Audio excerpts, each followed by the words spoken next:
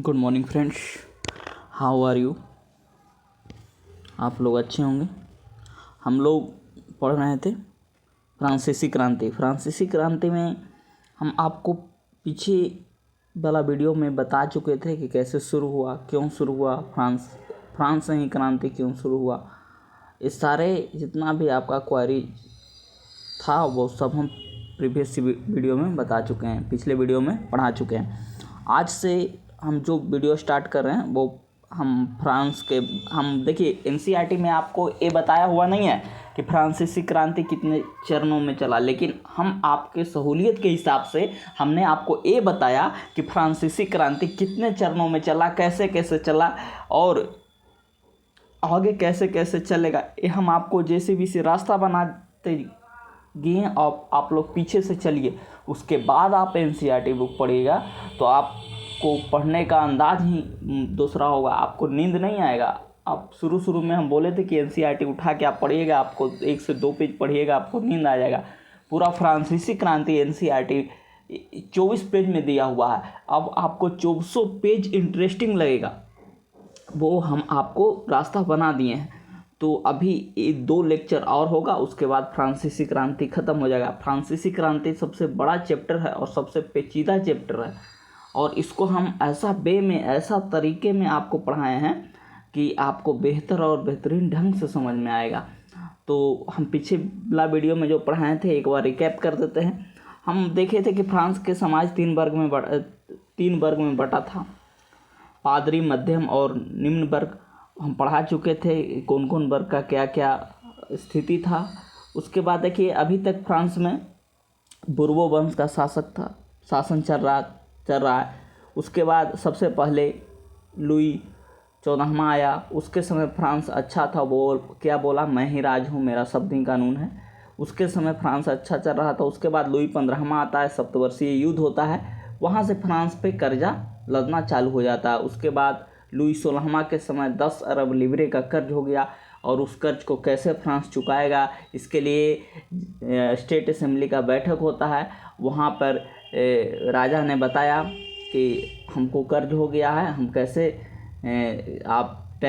हम कर्ज भरें। वहाँ पे एक बैठक होता है, वहाँ पर निम्न वर्ग ने बैठक को बहिष्कार कर देता है। क्यों करता है वो हम आपको बता चुके थे। उसके बाद वहाँ से निम्न वर्ग बहिष्कार किया और जाके टेनिस कोर्ट में अपना धरना देता है, और वहाँ से टेनिस कोर्ट में धरना के बाद वो लोग कहाँ पहुँचता है, बास्तिल के किला की तरफ पहुँचता है। बास्तिल के किला को जाके ढहा देता है, जो राजा के निरंकुशता का प्रतीक था। बास्तिल के किला में मात्र 7 ही कैदी थे, लेकिन वो राजा का निरंकुशता का प्रतीक था, यानी राजा जिसको मन चाहे जब चाहे उसको वहाँ डाल देता था। जब बास्तिल का किला टूटा तो राजा का निरंकुशता ख़त्म हो गया। अब राजा के प्रति जो भय बना हुआ था वो भय ख़त्म हो गया। उसके बाद फ्रांस के समाज वहाँ पे 2 वर्ग में बटा। उसके बाद कैसे संवैधानिक राजतंत्र आता है, उसके बाद उग्र गणतंत्र आता है, उसके बाद उदारवादी गणतंत्र आता है, और आज जो हम पढ़ेंगे वो नेपोलियन का साम्राज्यवादी, कैसे नेपोलियन अपना साम्राज्य को विस्तृत करता है यूरोप में, वो पढ़ेंगे। तो देखिए फ्रांस के क्रांति के 4 चरण हम बताए थे। पहला चरण था संवैधानिक राजतंत्र। जब बास्तिल का किला टूटा तो बोला कि अब राजा अपने हिसाब से कानून नहीं बनाएगा, हम लोग एक विधानमंडल स्थापना करेंगे, वो विधानमंडल कानून बनाएगा, वही पे राजा साइन करेगा। तो ये संवैधानिक राजतंत्र था। इस समय किसके पास सत्ता था, तो मध्य वर्ग के पास था, उग्र। उसके बाद आता है उग्र गणतंत्र। तो उग्र गणतंत्र में किसके पास सत्ता था, तो उग्र गणतंत्र में सत्ता किसके पास था, तो निम्न वर्ग के पास था। फिर उदारवादी में मध्यम वर्ग, और यहाँ पे भी मध्यम वर्ग। तो सत्ता निम्न वर्ग और मध्यम वर्ग के ही पास रहा फ्रांसीसी क्रांति में। उस समझे, कभी भी सत्ता उच्च वर्ग के हाथ में नहीं गया। तो हम यहाँ पर आपको बताए थे कि उग्र संवैधानिक राजतंत्र में क्या हुआ, संविधान बना। उसके बाद वो हम वीडियो में बता चुके हैं। उग्र गणतंत्र में क्या हुआ, यहाँ पर रॉबस्पियर नाम का एक व्यक्ति था, रॉबस्पियर, और जो जिन्होंने आतंक का राज मचा दिया, यहाँ पे निम्न वर्ग के हाथ में सत्ता आ जाता है, समझिए। और उसके बाद जब दूसरा चरण शुरू होता है, उदारवादी गणतंत्र से शुरू होता है। वहाँ पर एक सदनीय विधानमंडल की स्थापना होता है और वो विधानमंडल में मध्य वर्ग और रेडिकल वर्ग दो गो वर्ग बढ़ता है। मध्य वर्ग का नेतृत्व किसके पास था? तो प्रिंसों के पास था। और रेडिकल वर्ग का हेड कौन था? तो रॉबस्पियर था। अब देखिए, मध्य वर्ग जब यहाँ उदारवाद गणतंत्र स्थापित हो जाता है तो मध्य वर्ग कहता है कि अब फ्रांस में सब चीज़ सही हो गया, अब हमको फ्रांस के विकास के लिए लड़ाई करना है। लेकिन यहीं पर रॉबस्पियर कहता है, जो जैकोबियन क्लब से रेडिकल वर्ग के था, वो बोला कि अभी समाप्त नहीं हुआ है, अभी और बाकी है। तो उन्होंने और जो बोला कि जब तक कि राजा ख़त्म नहीं हो जाता है, जब तक हम नहीं बैठेंगे। उसके बाद लुईस 16वां को गिलोटीन चढ़ा देता है और गिलोटीन चढ़ाने के बाद वहाँ से राजतंत्र ख़त्म हो जाता है और गणतंत्र की स्थापना होता है। तो इतना चीज़ हम पिछला वीडियो में आपको बता चुके थे। अब हम आपको आज के क्लास बताएंगे, आज के फ्रांसीसी क्रांति आज हम पढ़ाएंगे, वो नेपोलियन से संबंधित रहेगा। देखिए, हम वही रिव्यू किए, वहाँ पे यहीं पर वो चीज़ लिखा हुआ है। एक सदनीय विधानमंडल मध्य वर्ग और रेडिकल वर्ग में जिरान दस्ताव और जैकोबियन दो गो अथी बनता है, वही दोनों यहाँ पे अपना अथी करता है, नेतृत्व करता है, प्रिंसो और रॉबस्पियर, समझ गए। प्रिंसो और रॉबस्पियर यहाँ पे अपना नेतृत्व करता है। उसके बाद रेडिकल वर्ग का अर्थ होता है परिवर्तन चाहने वाला वर्ग होता है, वही उसका ही रेडिकल वर्ग बोलते हैं, ठीक है। उसके बाद आगे चलते हैं। टीपू सुल्तान ने भी जैकोबियन क्लब दल के सदस्य बना था, ये हम आपको बता चुके हैं। उसके बाद दाते और हर्बर्ट, ये सभी निम्न वर्ग के लोग थे जो जैकोबियन क्लब के सदस्य थे। उसके बाद 21 जनवरी 1793 को राजा लुईस 16वां पर देशद्रोह का मुकदमा चलाता है। कौन? जैकोबियन दल। और जैकोबियन दल किससे संबंधित था? तो निम्न वर्ग से, रेडिकल वर्ग से संबंधित था। उसके बाद सदस्यों को द्वारा उन्हें गिलोटीन चढ़ा दिया जाता है और वो ख़त्म हो राजा को मृत्यु दंड दे दिया जाता है। उसके बाद 1793 से लेकर 1794 तक रॉबस्पियर फ्रांस में आतंक का राज फैला दिया, यानी जिसको चाहा उसको मरवा देता था। उसके बाद उन्होंने फ्रांस के राजा लुई 16वां को गिलोटीन चढ़ा दिया। उसके बाद सारे चर्च में जितना भी संपत्ति था, वो सारे चर्च को संपत्ति को जब्त कर लेता है और चर्च को बंद कर देता है, और जहाँ चर्च था वहाँ अपना ऑफिस खोल देता है, समझिए, वहाँ अपना ऑफिस खोल देता है। उसके बाद रॉबस्पियर का कहना था कि भय से प्रीत होता है, इतना डरा के रखो तभी जनता सही रहेगा।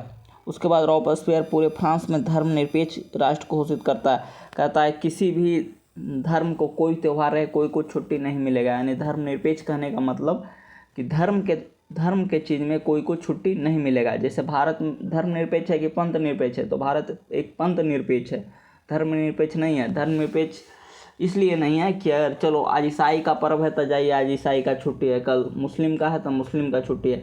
फ्रांस में ऐसे नहीं होता है। धर्म कोई भी धर्म का पर्व हो, कोई किसी को छुट्टी नहीं मिलेगा। उसी समय से ऐसा है फ्रांस में, और अभी तक ये चालू है।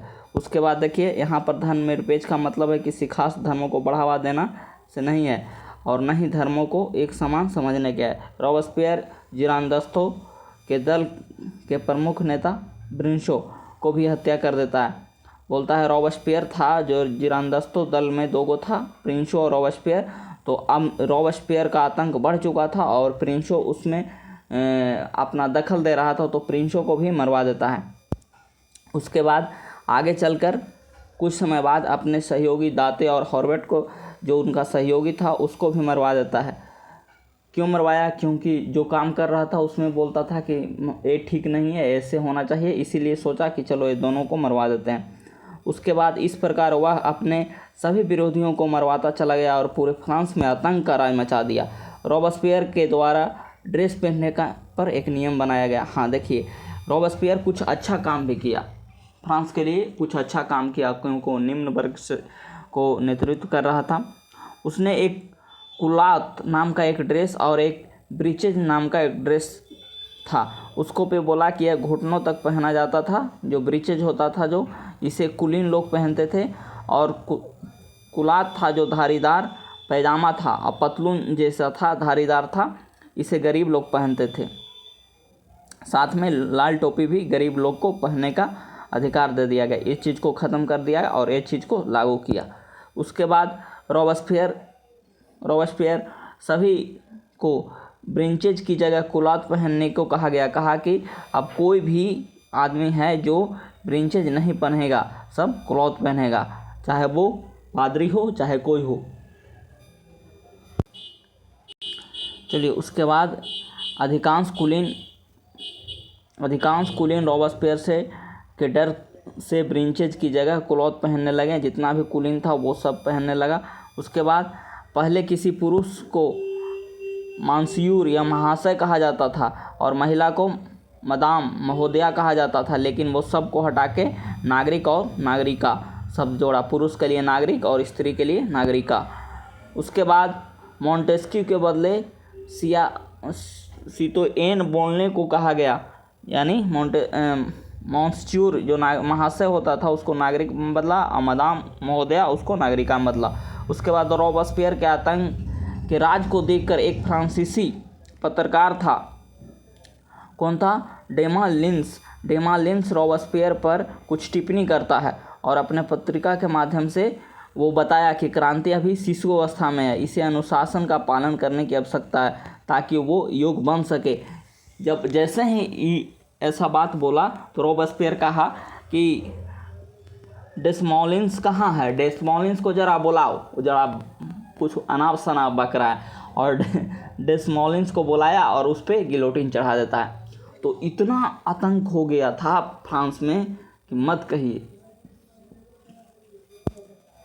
उसके बाद लेकिन जो यह हम देख रहे हैं अनुशासन में गड़बड़ हो रहा है और क्रांति शिशु अवस्था में बिगड़ने का डर है, ये बोल दिया, इसके चलते इसको गिलोटिन चढ़ा दिया। डेसमोलिन्स ने स्वतंत्रता के अर्थ को बताने की कोशिश की, लेकिन रॉबस्पियर ने इसको नहीं समझा और उस पर गिलोटिन चढ़ा दिया। जुलाई 1794 ईस्वी को रॉबस्पियर को धोखे से बंदी बना लिया गया और अंततः रॉबस्पियर पर भी गिलोटिन चढ़ा दिया जनता। तो सोचिए क्रांति कहाँ से कहाँ और किस तरफ मुड़ रहा है, अभी किस तरफ मुड़ेगा फ्रांस की क्रांति, वो समझिएगा। उसके बाद फ्रांस के क्रांति का तीसरा चरण आता है जो उदारवादी होता है। इसमें हम आपको बताएं कि 1795 से 99 के बीच चलता है। इस चरण में मध्य वर्ग का प्रभाव बढ़ा, कहा है कि संविधान वही बनाया। उसके बाद 1895 में मध्य वर्ग के द्वारा द्विसदनीय विधानमंडल बनाया गया और अब यहाँ से देखिए चेंज होता है। इस शासन के व्यवस्था के पास राजा न होकर 5 डायरेक्टर बनाया गया, हाथ में सौंपा गया। अब देखिए वहाँ से संविधान जब रॉबस्पियर मरा गया, ख़त्म हो गया, उसके बाद फिर मध्य वर्ग वाला सत्ता अपने हाथ में लिया। सोचा कि निम्न वर्ग वाला से सत्ता नहीं चलेगा और मध्य वर्ग अपने हाथ में सत्ता लिया और यहाँ पे 5 डायरेक्टर के हाथ में द्विसदनीय विधानमंडल बनाया और कहा कि 5 डायरेक्टर ही अब सत्ता के देखभाल करेंगे। और ये 5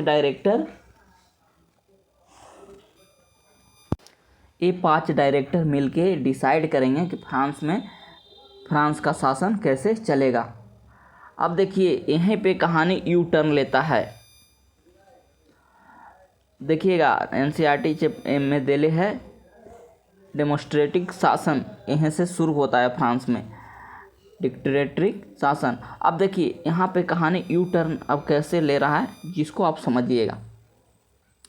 यहाँ पर एक नेपोलियन नाम का एक व्यक्ति था, समझिए, वो मध्य वर्ग का व्यक्ति था और उसको सेना का कमांडर, वो अभी तक से नेपोलियन है जो एक सेना का कमांडर है और अभी तक वो सेना का एक कमांडर है। अब यहाँ पे सोचिएगा कैसे उसका भाग बदलता है और हर वर्ग चाह रहा था कि फ्रांस अब इसके नेतृत्व में आगे बढ़े, नेपोलियन के नेतृत्व में आगे बढ़े। अभी वो एक सेना का कमांडर है।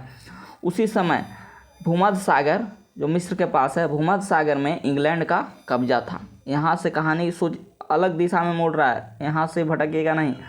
तो भूमध्य सागर में इंग्लैंड का कब्जा था और इंग्लैंड के नौसेना मजबूत था, क्योंकि वो उसके पास समुद्र में युद्ध करने की क्षमता ज़्यादा था और इस चलते उसको नौसेना बरियार था। और फ्रांस का आंतरिक सेना मजबूत था, तो फ्रांस उससे हार जाता था। तो अब देखिए उसी के पड़ोस में ऑस्ट्रिया और पर्सा इसी का पड़ोस में है। फ्रांस के पड़ोस में ऑस्ट्रिया है और पर्सा है। तो ऑस्ट्रिया पर्सा भी वहाँ मजबूत था और उसको समझाना था ऑस्ट्रिया पर्सा को कि कैसे नेपोलियन उसको हराए। तो अब देखिए सब लोग सोच रहा था कि अब नेपोलियन के सहारे ही फ्रांस को आगे बढ़ना है और उस समय एक सेना का कमांडर था। अब देखिए ये जो 5 गो सदस्य था, जिसमें एक सदस्य का मृत्यु हो जाता है। जब मृत्यु हो गया तो 4 बचा। अब यहाँ पे अब देखिए नेपोलियन को यहाँ पे लाया जाता है, समझ रहे हैं ना। 4 डायरेक्टर था, उसमें एक को मृत्यु हो जाता है और यहाँ पे नेपोलियन को लाया जाता है। अब देखिए यहाँ पे जब नेपोलियन आया तो नेपोलियन को बोला कि आपको एक काम है, समुद्री डाकू को सही करना है। समुद्री डाकू था कौन? तो इंग्लैंड के लोग उसको उस समय समुद्र में यही पूरा समुद्र का मालिक ही था, तो समुद्री डाकू इसका ही बोला जाता है। समुद्री डाकू को ठीक करना है। तो फिर मिस्र गया और मिस्र में इन्होंने इंग्लैंड के बहुत परेशान किया, लेकिन परेशान करने के बाद भी ये हार जाता है। और फिर भी ये जब मिस्र में हार कर फिर फ्रांस लौटता है तो फ्रांस में इसको वीर योद्धा की तरह स्वागत किया जाता है। और जब सोचिए फ्रांस के जनता के प्रति नेपोलियन का जो विश्वास था वो बढ़ जा रहा था, लबरेज हो रहा था कि अगर फ्रांस को सही कर सकता है तो यही कर सकता है। उसके बाद काउंसिल हम बताएं 5 डायरेक्टर था, उसमें एक की मृत्यु हो जाता है। अब इसको डायरेक्टर बना दिया जाता है। अब 4 ही बचा, तो बोला कि अब काउंसिल को जो क्या था डायरेक्टर था यहाँ पे, इसको काउंसिल व्यवस्था में बदल देता है और काउंसिल व्यवस्था में बोलता है कि 4 लोग ही रहेंगे। काउंसिल व्यवस्था में 4 लोग रहेंगे, समझ गए। एक प्रधान रहेगा यानी एक मेन रहेगा और 2 उसका नीचे रहेगा, यानी जो कहेगा जो इसको मानना होगा। अब देखिए इसी समय जब एक काउंसिल व्यवस्था में बदला तो इसी समय बोला कि अब फ्रांस में जनमत संग्रह होगा और जनता जिसको चाहेगा उसको प्रधान बनाएगा। अब यहाँ से देखिए पूरे फ्रांस में जनमत संग्रह कराता है नेपोलियन और जनमत संग्रह में जीत जाता है और वहीं से वो फ्रांस का 1804 में वो फ्रांस के राजा बन जाता है। अब देखिए अब कहानी किस फ्रांस की क्रांति कहाँ से चला और कहाँ पहुँच गया। अब जैसे ही वो राजा बनता है तो बोलता है कि अब सब खत्म होगा गणतंत्र और अब राजतंत्र फ्रांस में चलेगा। तो अब फिर राजतंत्र आ जाता है फ्रांस में।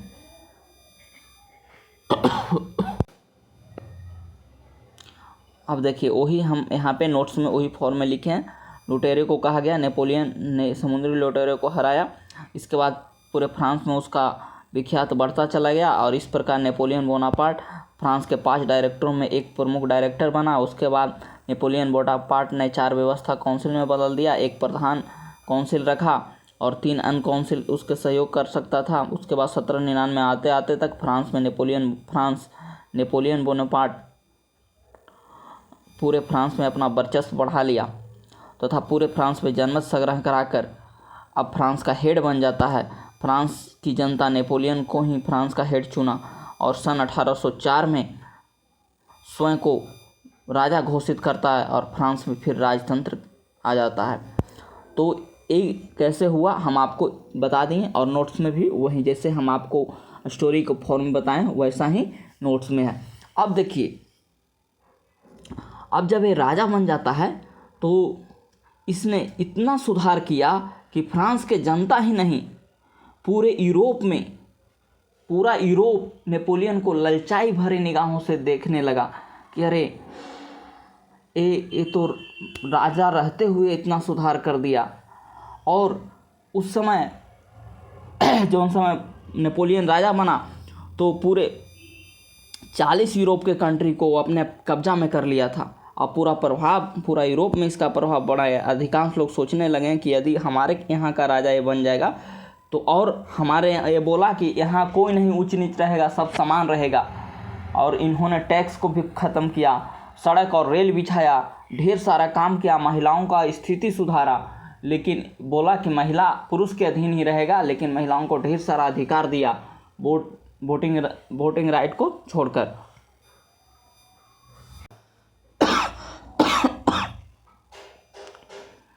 उसके बाद इस प्रकार नेपोलियन बोनापार्ट समानता के मुद्दों को राष्ट्रीयता और सैन्य मुद्दा बना लिया।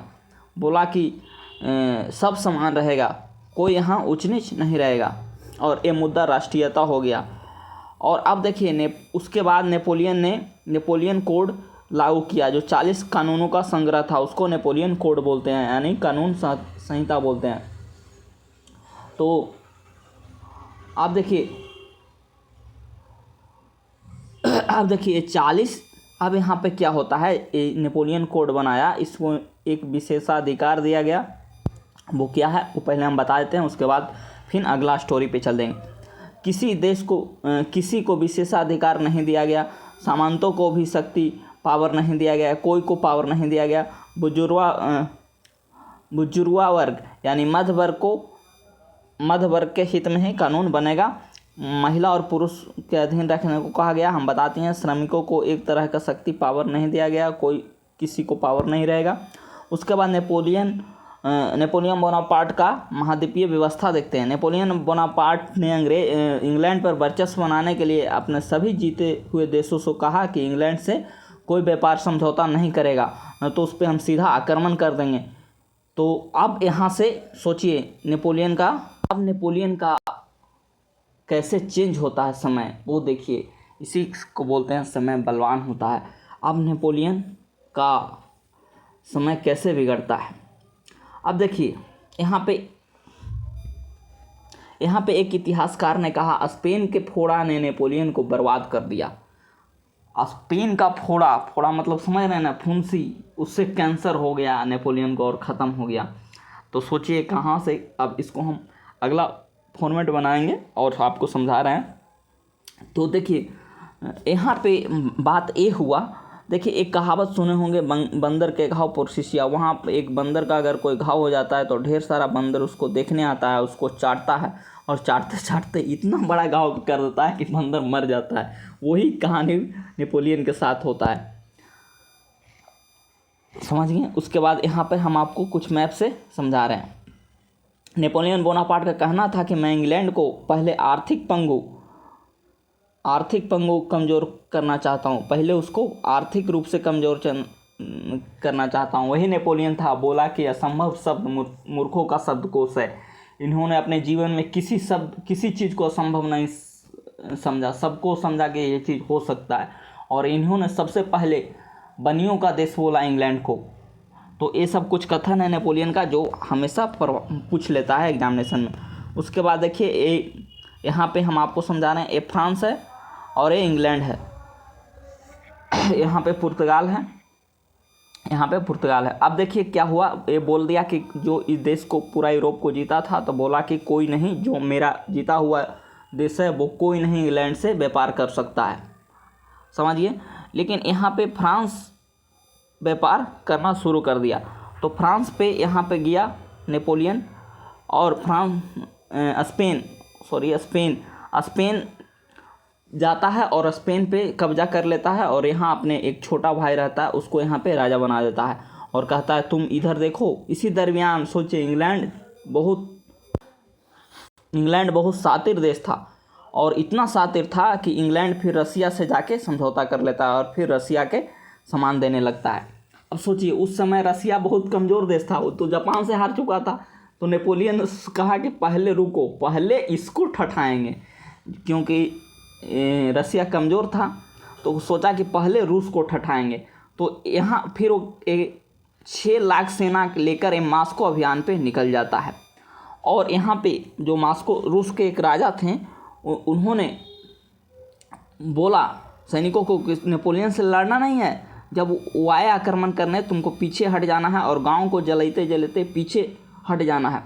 तो काम ये लोग यही कहा, नेपोलियन का तो मेन मकसद था लड़ना, तो इसको रूस का सेना ऐसे ही कमज़ोर था, वो लड़ा नहीं, पीछे हटता गया और जो भी गांव था उसको जलाते गया।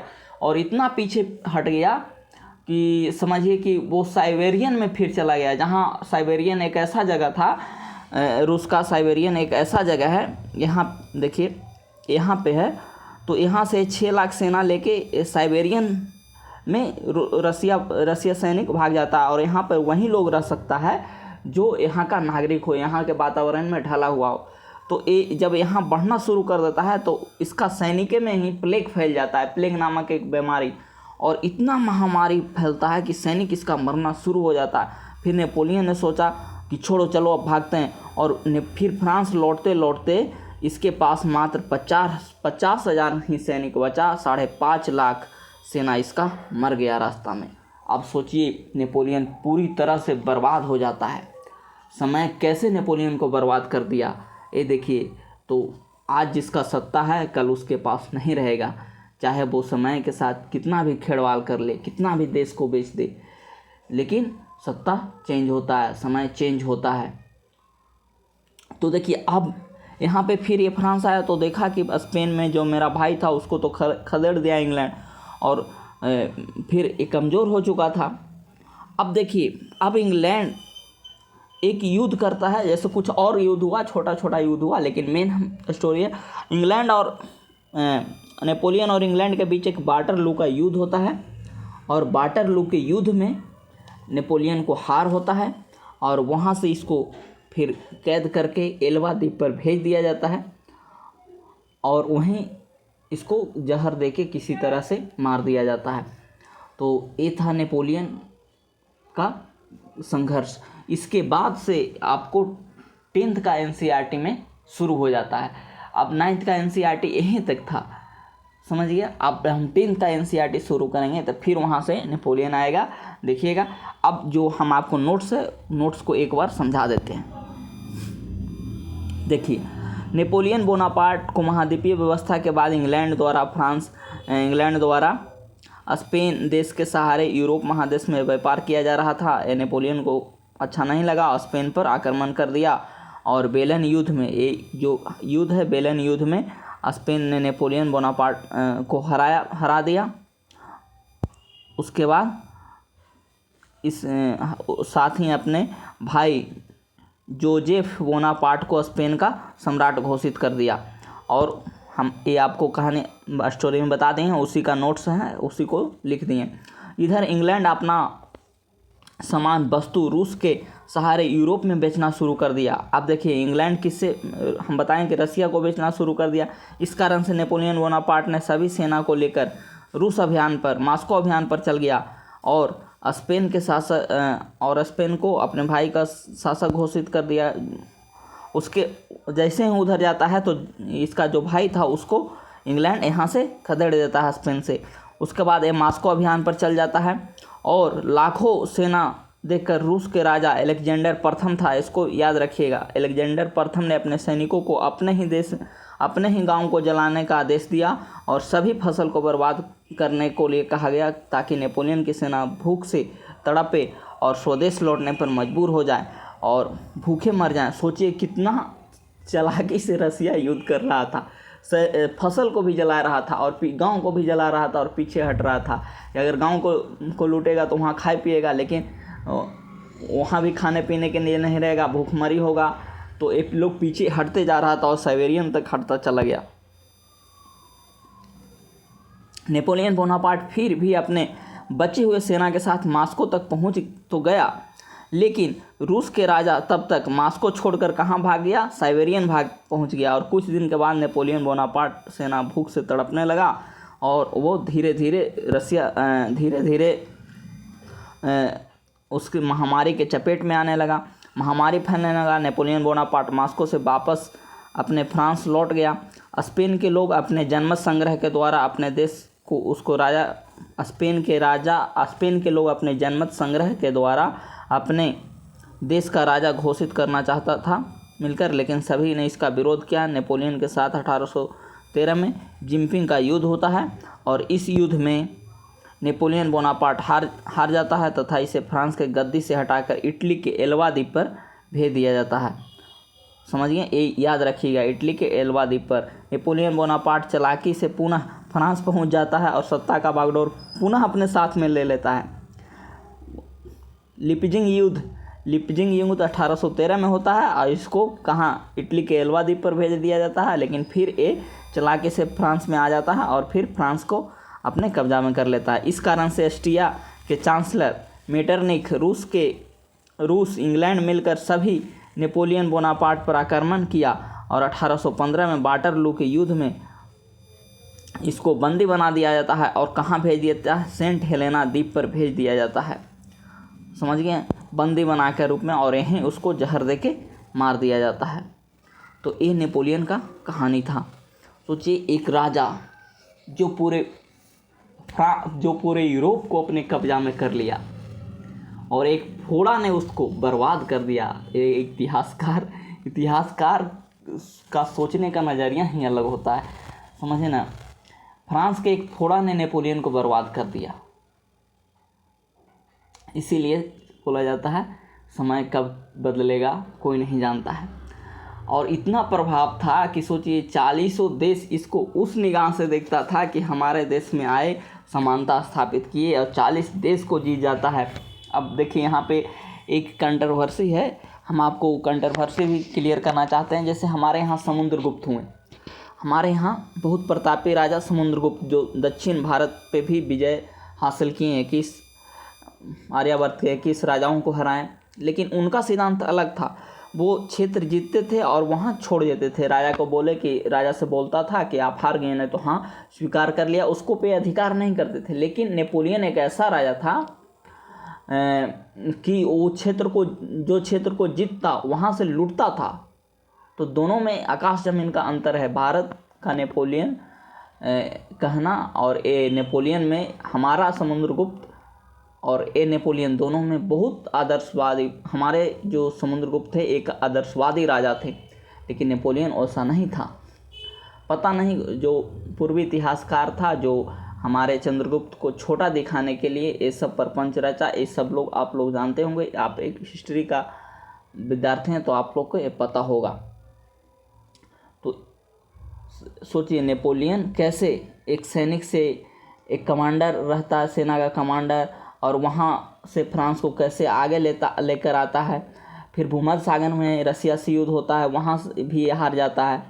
उसके बाद ऑस्ट्रिया पर्सा को समझाया और फिर ऑस्ट्रिया पर्सा को हराया। उसके बाद 5 डायरेक्टरशिप बनता है, 5 डायरेक्टर बनता है, उसमें नहीं था, लेकिन 5 डायरेक्टर जब हरा के आया ऑस्ट्रिया और पर्सा को, तो इसको गला लगाया और गला लगाने के बाद इसको बहुत शाबाशी दिया। फ्रांस के जनता में इसका लोकप्रियता बढ़ा और फिर समुद्री डाकू यानी इंग्लैंड को सही करने के लिए इसको बोला गया। फिर मिस्र जाता है, परेशान किया, बट वहाँ से हार जाता है। और फिर हारला के बाद भी जैसे इंग्लैंड आता है तो इसको वीर योद्धा की तरफ स्वागत होता है। उसके बाद 5 डिटेक्टरशिप में एक डिटेक्टरशिप मर जाता है, उसके जगह पर इसको बनाया जाता है। फिर इन्होंने उस व्यवस्था को ख़त्म कर काउंसिल व्यवस्था में बदल देता है, जिसमें 1 प्रधान और 3 नीचे रहेगा। और उसके बाद जनमत संग्रह कराकर 1804 में फ्रांस का राजा बनता है और वहाँ राजतंत्र घोषित करता है। जैसे ही राजतंत्र घोषित किया तो इसने इतना सुधार किया कि फ्रांस के जनता ही नहीं पूरे यूरोप इसको लालची भरे निगाहों से देखने लगता है और सभी देश बोलता है कि हमारे यहाँ भी आइए, इस तरह के सुधार करिए। और ऐसे ही करते करते यूरोप के 40 देश को जीत जाता है। फिर एक कानून नेपोलियन कोड लाता है, उसमें ढेर सारा अथी लाता है। उसके बाद एक जो महाद्वीपीय व्यवस्था, इसको महाद्वीपीय व्यवस्था ने इसको कैसे बर्बाद कर दिया, तो हम आपको बताएं कि अच्छा से जो देश था उसको इंग्लैंड से व्यापार करने को लिए नहीं कहा गया। इसका विरोध सबसे पहले स्पेन ने किया और स्पेन को ये हरा कर वहाँ अपने भाई को राजा बैठाता है। जैसे ही मास्को अभियान के लिए निकलता है इंग्लैंड, फिर स्पेन जो ने मिल के इसको खदेड़ देता है भाई को, और स्पेन पे इसका अपना वर्चस्व बना लेता है इंग्लैंड। और वही एक फोड़ा, जो स्पेन के फोड़ा ने नेपोलियन को बर्बाद कर दिया। ऐसा कहा जाता है कि जब फ्रांस की सर्दी होती थी तो पूरा यूरोप छिपता था। सोचिए, यानी इसका कहने का मतलब जब फ्रांस में कोई व्यवस्था अथी हुआ तो पूरा यूरोप उथल पुथल हो जाता था। इतना उस समय फ्रांस उस समय इतना बरियार देश था। तो सोच सकते हैं फ्रांस अभी भी अपना स्थिति बरकरार रखे हुए है। सबसे पहला क्रांति फ्रांस से ही हुआ और वो उस क्रांति समानता के लिए हुआ। तो अभी एक वीडियो और बनेगा, उसके बाद फ्रांसीसी क्रांति आपका ख़त्म हो जाएगा। फिर आपको हम बोलेंगे एक वीडियो के बाद कि आप बुक पे जाइए, अब आप बुक पढ़िए, आपको बेहतर ढंग से समझ में आएगा एक स्टोरी के फॉर्म में। और ये जो नोट्स है, ये PDF हम आपको कमेंट बॉक्स में पिन कर देंगे ना। तो Parth IAS Telegram, Parth IAS लिखिएगा एक टेलीग्राम पर। और देखिए इस तरह से लिखना है, ढेर बच्चे सर्च नहीं कर पा रहे हैं। लिखना है पहला P कैपिटल, बाकी सब स्मॉल, और स्पेस देना है, और IAS लिखना है कैपिटल में, और ये लिखिएगा। आपको जो लोगो है चैनल का वो लोगो दिखाई दे देगा, और उस पर जाके आप ज्वाइन कर लीजिएगा, वहाँ PDF मिल जाएगा। तो मेरे व्यूअर्स एंड मेरे स्टूडेंट्स, आप सभी को कैसा लगा वीडियो? अगर अच्छा लगा तो प्लीज़ चैनल को सब्सक्राइब कर दीजिए और अपने दोस्तों के पास शेयर कर दीजिए, जिससे ज़्यादा से ज़्यादा सबको लाभ होए। तो thanks for watching this video. Next video में हम लोग मिलते हैं।